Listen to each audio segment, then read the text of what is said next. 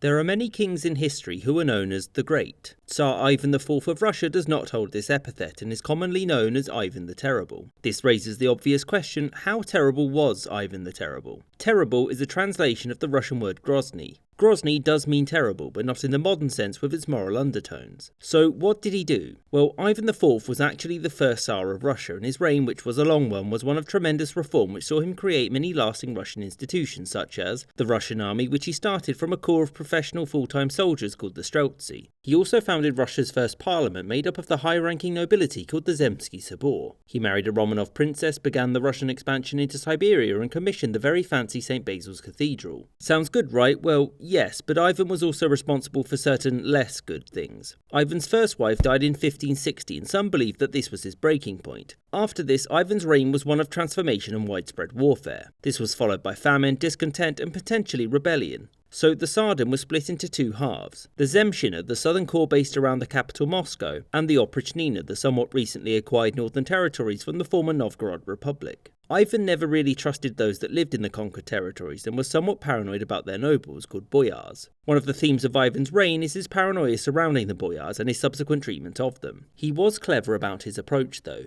In 1564, at the height of his popularity with the people, Ivan abdicated the throne, blaming the boyars and their incessant scheming. The nobles were unhappy with this because legally they couldn't govern without a Tsar, nobody wanted to pick a new one, and also they lived in a city filled with people who hated them. They begged for him to come back, and he did so on one condition. He wanted to be an absolute monarch. They said yes, which in hindsight was a somewhat silly thing to do. He returned and not long afterwards founded the Oprichniki. This was a secret proto-police force whose job it was to deal with traitors and also administer the Oprichnina. Plague and famine struck Russia in the late 1560s, and Ivan was worried that the people of Novgorod might rebel. There was only one course of action to win them over and calm things down: murder, which he did so by sacking the city. Also, in case you're wondering, the Oprichniki were disbanded in 1572 after it turned out that they were only good at repressing people but terrible at fighting competent enemies. Much of Ivan's efforts hereafter were dedicated to neutering the nobility further and centralising his power. There were limits to how far he was willing to go, so in 1575, again, he abdicated. And it was Simeon, Ivan's close friend, who took up the position as acting ruler. Simeon then, totally of his own free will, decided to seize masses of land from the church before Ivan returned in 1576. Ivan condemned the seizure of these valuable church lands as unchristian, but not enough to give them back, obviously. By the way, during this entire period, Russia was fighting a costly war called the Livonian War against all of these countries. This was because Ivan wanted to incorporate Livonia into Russia. Russia lost. Something else of note happened. When Ivan was mistreating his son's wife, the two got into an argument. The question of loyalty came up and Ivan's son was like, "What are you going to do, beat me to death with a scepter?" Turns out, yes. In the end, Ivan's reputation as the terrible, be it in either the forceful or evil senses, comes almost entirely from his treatment of the nobles. His constant warfare, centralisation of power, and the Oprichniki, alongside the murder of his own son, certainly soured his legacy, but barring the latter two, there isn't that much that's all too different from Europe's other rulers. And none of those are called the terrible.